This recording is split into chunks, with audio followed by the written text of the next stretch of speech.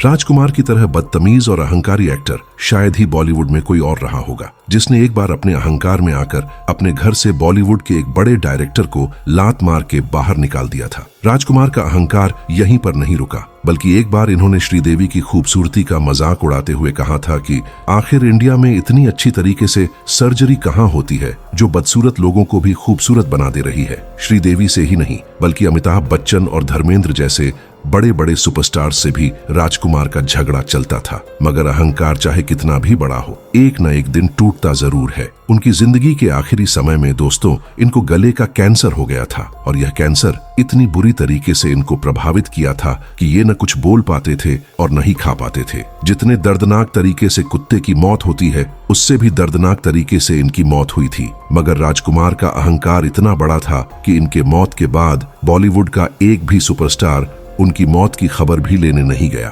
जानेंगे राजकुमार की अहंकार से भरी पूरी कहानी इसी वीडियो में। राजकुमार का असली नाम कुलभूषण पंडित था। उनका जन्म 8 अक्टूबर 1926 को पाकिस्तान के बलूचिस्तान में एक मध्यम वर्गीय परिवार में हुआ था। बचपन से ही कुलभूषण के चेहरे पर एक अलग रोब और उनकी आवाज में एक कड़कपन था। कहा जाता है कि उनकी आंखों की चमक और तेज तर्रार स्वभाव ने उन्हें बचपन से ही दूसरों से अलग बना दिया था। उनके बोलने का अंदाज ऐसा था कि उनकी बात को अनसुना करना किसी के बस की बात नहीं थी। बड़े होकर कुलभूषण ने पुलिस की नौकरी को अपना पेशा चुना। उनके पुलिस ऑफिसर बनने की वजह शायद उनका वही कड़क स्वभाव और सख्त मिजाज था जो उन्हें अनुशासन और दबंगई के लिए परफेक्ट बनाता था। पुलिस की नौकरी में भी वह अपने अंदाज के लिए जाने जाते थे। जब कुलभूषण किसी अपराधी के सामने खड़े होते तो अपराधी उनके सामने बोलने से कतराते थे। उनकी बातों का वजन इतना था कि कोई भी उनकी नजरें झुका नहीं सकता था। पुलिस की नौकरी के दौरान एक दिलचस्प घटना घटी जिसने कुलभूषण की जिंदगी हमेशा के लिए बदल दी।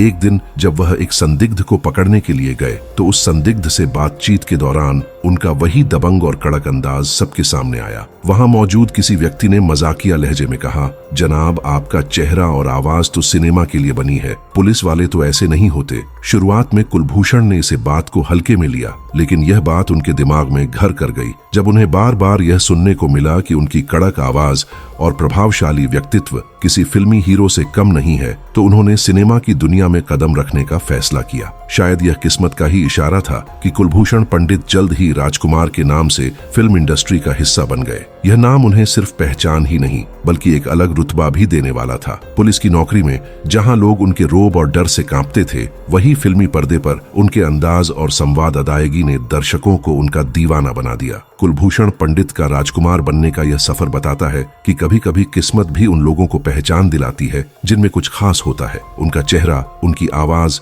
और उनका रुतबा उन्हें सिल्वर स्क्रीन के लिए परफेक्ट बना चुका था। यहीं से शुरू हुई एक ऐसे अभिनेता की कहानी जिसने अपनी शख्सियत और संवादों से हिंदी सिनेमा के इतिहास में अपना नाम हमेशा के लिए अमर कर दिया। राजकुमार के किस्से उनके अहंकार और घमंड के बिना अधूरे हैं। वह जितने शानदार अभिनेता थे, उतने ही अपने तेवरों और बेमिसाल आत्मविश्वास के लिए भी मशहूर थे। बॉलीवुड के गलियारों में यह बात आम थी कि राजकुमार अपनी शर्तों पर ही काम करते थे और किसी को भी उनकी शर्तों के खिलाफ बोलने की हिम्मत नहीं होती थी। उनका एक मशहूर डायलॉग, हम तुम्हें वह काम देंगे जिसे तुम करने लायक हो, यह महज डायलॉग नहीं बल्कि उनके व्यक्तित्व की असली पहचान थी। राजकुमार न सिर्फ फिल्मों में बल्कि असल जिंदगी में भी किसी बादशाह से कम नहीं थे। उनकी जुबान के तीर इतने नुकीले होते थे कि सामने वाला खुद को अपमानित महसूस करता था, लेकिन उनके आगे कोई जुबान खोलने की हिम्मत भी नहीं जुटा पाता था। उनका यह घमंड कभी कभी इतने ऊंचे स्तर पर पहुंच जाता कि बड़े बड़े निर्माता और निर्देशक उनके तेवरों के आगे झुक जाते थे।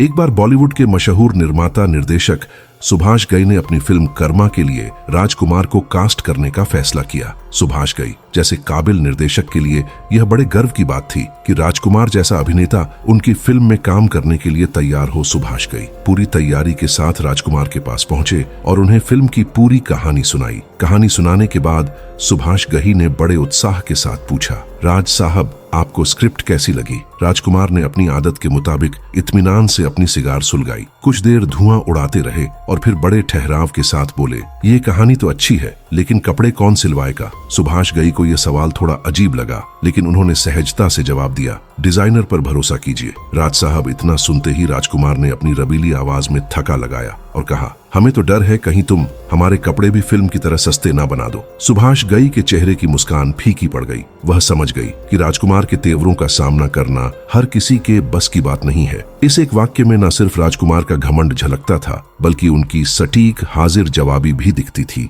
राजकुमार का यह अंदाज हर बार किसी को न किसी को बुरी तरीके से तरह झकझोर देता था। वह अपने आत्मविश्वास में इस कदर डूबे रहते थे कि सामने वाले की काबिलियत को भी हल्के में ले जाते थे। उनके लिए खुद की शख्सियत और रुतबा सबसे ऊपर था। फिल्म इंडस्ट्री में उनके इसी घमंड और बेबाकी ने उन्हें एक रहस्यमय कलाकार बना दिया था। उनके प्रशंसक उनकी बेबाकी को उनकी पहचान मानते थे, जबकि उनके आलोचक उसे अहंकार कहते थे। यह राजकुमार का वह दौर था जब वह बॉलीवुड के मसीहा की तरह नजर आते थे। बड़े बड़े निर्माता और निर्देशक उनकी एक हामी भरने के इंतजार में खड़े रहते थे, लेकिन राजकुमार के लिए यह सब उनके रुतबा दिखाने का जरिया था। राजकुमार का यह व्यवहार एक तरफ जहां उनकी बेबाकी का चायक था, वहीं दूसरी तरफ यह उनके घमंड की पराकाष्ठा भी दिखाता था। लेकिन यह भी सच है कि राजकुमार के इसी अंदाज ने उन्हें हिंदी सिनेमा में राजा की तरह जीने वाला अभिनेता बना दिया। उनके घमंड भरे किस्से आज भी बॉलीवुड के गलियारों में चर्चित हैं और उनकी यह छवि दर्शाती है कि राजकुमार अपने समय के सच्चे शहंशाह थे,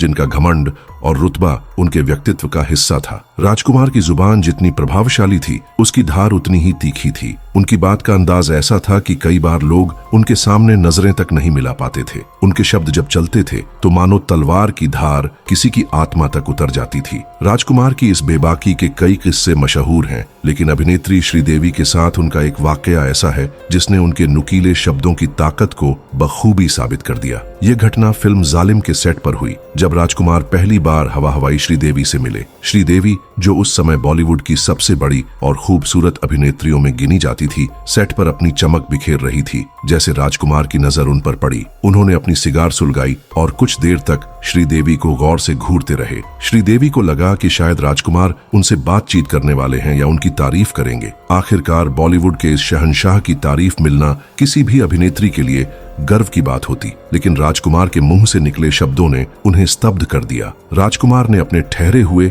और रोबल अंदाज में कहा, आप तो फिल्मों में बिल्कुल मस्त लगती हैं, लेकिन पास से देखने पर प्लास्टिक की गुड़ियां लगती हैं। श्रीदेवी की आंखें हैरानी और अपमान के भावों से भर गईं। वह शायद सोच भी नहीं सकती थी कि उन्हें कोई इस तरह सीधे सीधे ये सब बोल सकता है। राजकुमार ने यह बात ना पूरी गंभीरता से कही, न मजाक में। उनका लहजा वैसा ही कड़क और बेबाक था जैसा वह हर किसी के साथ रखते थे। श्रीदेवी के लिए ये शब्द किसी झटके से कम नहीं थे। एक ओर वो अपने द्वार की सबसे खूबसूरत और टॉप अभिनेत्रियों में गिनी जाती थी, वहीं दूसरी ओर राजकुमार जैसे दिग्गज अभिनेता ने उनके सामने यह तीखा बयान दे दिया। सेट पर मौजूद सभी लोग कुछ क्षण के लिए शांत हो गए। किसी की हिम्मत नहीं थी कि वह इस बात पर राजकुमार से सवाल कर सके या श्रीदेवी को सांत्वना दे सके। राजकुमार के लिए उनके शब्द किसी शस्त्र से कम नहीं थे। वह बोलते कम थे, लेकिन जब बोलते तो उनका एक एक वाक्य ऐसा होता कि सामने वाला खुद को तोलने लगता। उनका यही अंदाज उन्हें दूसरों से अलग बनाता था। कई लोग इसे उनका अहंकार कहते थे, तो कई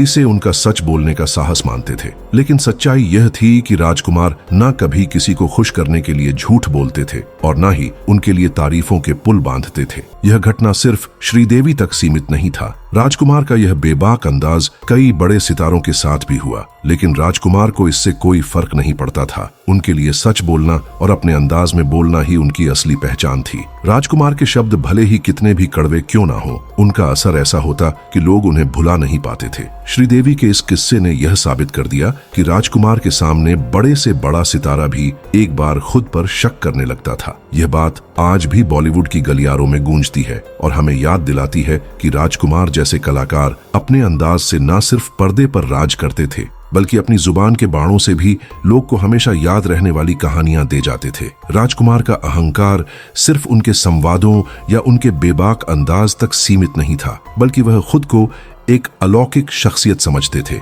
उनका रुतबा और आत्मविश्वास इस कदर ऊंचा था कि उन्हें यकीन था कि सिनेमा की दुनिया उनके बिना अधूरी है। राजकुमार के इस घमंड की झलक उनके कई बयानों और उनके रवैये में साफ देखी जा सकती है। उनका एक मशहूर कथन था, हमारी मौजूदगी ही फिल्म का स्तर बढ़ा देती है। यह बयान महज एक लाइन नहीं बल्कि उनके व्यक्तित्व की गहराई और उनके घमंड की ऊंचाई को बखूबी बयां करता था। राजकुमार को लगता था कि वह फिल्मों में ना हो तो पर्दा खाली सा लगेगा। यह उनका सच बोलने का साहस था या उनके भीतर का असीम घमंड, यह कहना मुश्किल है, लेकिन वह खुद को किसी से कम नहीं समझते थे। फिल्म निर्माता और निर्देशक जब राजकुमार को अपनी फिल्म के लिए साइन करने जाते थे तो उन्हें यह पता होता था कि राजकुमार के आगे झुकना ही पड़ेगा। राजकुमार न तो स्क्रिप्ट सुनने में दिलचस्पी लेते थे और न ही सेट पर किसी का हस्तक्षेप बर्दाश्त करते थे। एक बार एक निर्माता ने उनसे बड़े आदर से कहा, राज साहब, हमारी फिल्म में आपका होना बहुत जरूरी है। राजकुमार ने ठंडे स्वर में जवाब दिया, जानी, हमारी मौजूदगी ही फिल्म को जरूरी बना देती है। ये बात उनके घमंड की गहराई को दर्शाती थी। राजकुमार को अपनी शख्सियत और प्रतिभा पर इतना यकीन था कि वह मानते थे कि उनके बिना फिल्म की कोई कीमत ही नहीं। राजकुमार ने जब फिल्म इंडस्ट्री में कदम रखा तो उनके अंदाज, संवाद, अदायगी और रबली आवाज ने उन्हें बुलंदियों तक पहुंचा दिया। वो जिस फिल्म का हिस्सा होते उस फिल्म में उनका किरदार बाकी सभी किरदारों को फीका कर देते था। लेकिन जब सफलता उनके कदम चूमने लगी तो धीरे धीरे उनका अहंकार भी बढ़ने लगा। वो सेट पर देर से आते और अपनी मर्जी के हिसाब से काम करते। उनके लिए फिल्म का निर्देशक के निर्माता सिर्फ नाम के होते थे। कई बार उनके तेवर इतने तीखे हो जाते कि सह कलाकार और फिल्म क्रू उनके सामने कांपने लगते थे। मगर घमंड चाहे कितना भी ऊंचा क्यों ना हो, वक्त उसे झुका ही देता है। राजकुमार की जिंदगी में भी ऐसा ही हुआ। जिन लोगों के साथ उन्होंने अपने घमंड की तलवार चलाई थी, वही लोग धीरे धीरे उनसे दूर होने लगे। राजकुमार का यह रवैया उन्हें अकेलेपन की ओर ले गया। फिल्म इंडस्ट्री में नई कलाकारों का दौर शुरू हो चुका था,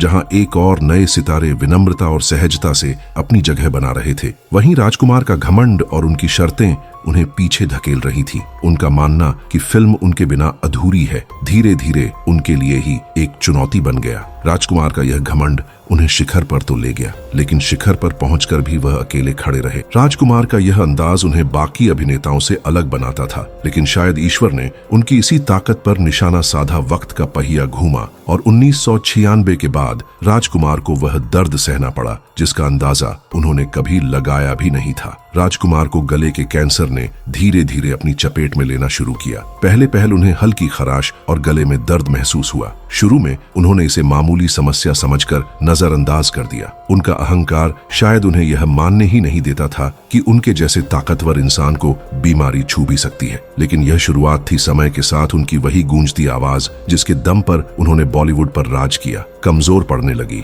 राजकुमार जो अपने शब्दों से पूरी इंडस्ट्री पर राज करते थे, उन्हें एक एक शब्द बोलने में तकलीफ होने लगी। उनकी आवाज कांपने लगी। धीरे धीरे उनके बोलने का अंदाज खामोशी में बदलने लगा। शुरुआत में राजकुमार ने इसे गंभीरता से नहीं लिया। उनके भीतर का वही घमंड उन्हें यह मानने नहीं देता था कि उनकी सबसे बड़ी ताकत उनसे छीन सकती है। लेकिन जब तकलीफ बढ़ती गई और बोलना मुश्किल हो गया, तब उन्हें एहसास हुआ कि शायद यह खुदा का प्रकोप है। वह इंसान जिसने अपनी जुबान से न जाने कितने लोगों को झुकाया और कितनों को अपने तीखे शब्दों से चुप करा दिया। राजकुमार का यह दौर बेहद दर्दनाक था। उनके लिए चुप रहना किसी सजा से कम नहीं था। वह जो कभी अपनी बुलंद आवाज और कड़क लहजे के लिए मशहूर थे, अब सिर्फ इशारों और धीमी आवाज में बात करने के लिए मजबूर हो गए थे। यह वही इंसान था जिसने कभी कहा था, हमारी मौजूदगी ही फिल्म का स्तर बढ़ा देती है। लेकिन अब उनकी मौजूदगी एक खामोश तस्वीर बनकर रह गई थी। राजकुमार की आवाज जो कभी हिंदी सिनेमा की शान थी, उनकी सबसे बड़ी कमजोरी बन गई।